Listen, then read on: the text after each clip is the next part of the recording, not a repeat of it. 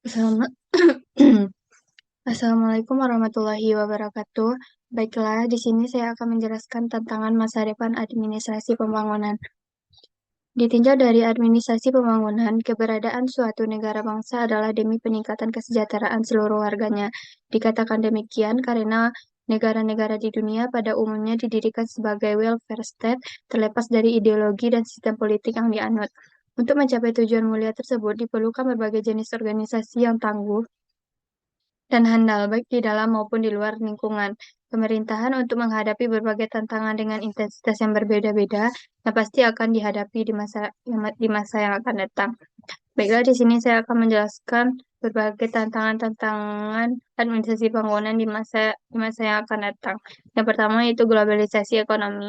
Terdapat negara-negara industri maju, negara-negara yang memiliki pendapatan per kapita puluhan ribu dolar Amerika, menguasai teknologi tinggi yang menjadi keunggulan kompetitif mereka. Terdapat perusahaan multinasional yang modal kerjanya sangat besar, beroperasi di banyak negara, produknya sangat beragam, penghasilannya melebihi pendapatan negara, dan karyawannya multi-etnis. Yang kedua yaitu newly industrializing countries, yaitu negara yang mulai masuk ke negara industrialisasi. Kunci pembedanya adalah tingkat kesejahteraan rakyatnya masih di bawah negara-negara industrialis, mulai muncul perusahaan multinasional. Yang ketiga yaitu negara-negara miskin, terdapat pendapatan per kapita yang kecil, tingkat pendidikannya rendah. Negara-negara maju tetap tidak mau membagi pengetahuannya kepada negara lain karena itu merupakan keunggulan kompetitif mereka.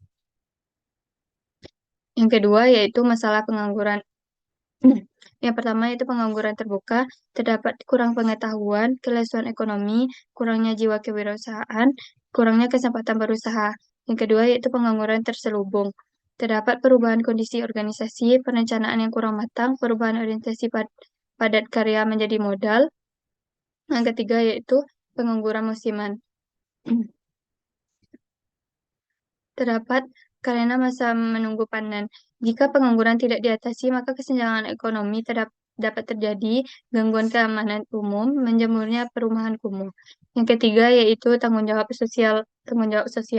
Yang pertama yaitu munculnya rasa tanggung jawab sosial organisasi agar dapat diterima oleh masyarakat. Yang kedua dilakukan dengan berbagai macam cara dari membangun infrastruktur sampai dengan mempekerjakan tenaga sekitar. Yang ketiga yaitu di perusahaan dikenal sebagai konsep corporate social responsibility. Yang keempat yaitu pelestarian lingkungan hidup. Terjadinya pergeseran dari pertanian menjadi industri, pemanfaatan sumber daya alam yang tidak bertanggung jawab, meningkatnya konsumerisme. Ketiga hal tersebut dapat merusak lingkungan. Yang kelima yaitu perkembangan iptek. Perkembangan dan pemanfaatan iptek membawa perubahan dalam persaingan antar bangsa sehingga peningkatan kemampuan iptek menjadi penting. Yang keenam yaitu penerapan moral dan etika. Penerapan norma-norma yang membedakan manusia dari makhluk hidup lainnya terdapat tidak menghalalkan segala cara.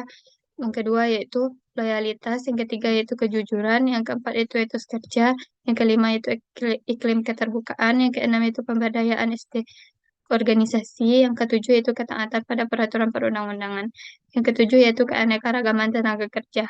Yang pertama yaitu makin banyaknya wanita karir, istri sebagai pencari nafkah utama atau penambah penghasilan suami, yang ketiga anak-anak sebagai tenaga kerja, yang keempat para pencari kerja yang memiliki perbedaan pandangan seksual, yang kelima itu para pendatang. Yang kedelapan yaitu peningkatan mutu hidup. Yang pertama mutu hidup politik, terpenuhnya hak politik masyarakat. Yang kedua yaitu mutu hidup ekonomi, meningkatnya taraf hidup masyarakat. Yang kesembilan yaitu konfigurasi demografi, yaitu pembagian penduduk atas penduduk yang belum memasuki angkatan kerja, penduduk yang tergolong angkatan kerja, dan penduduk yang tergolong punah karya. Yang terakhir yaitu bidang politik dunia sebagai tantangan. Adanya ancaman perang karena perjanjian nuklir yang kurang disepakati oleh seluruh negara pemilik nuklir.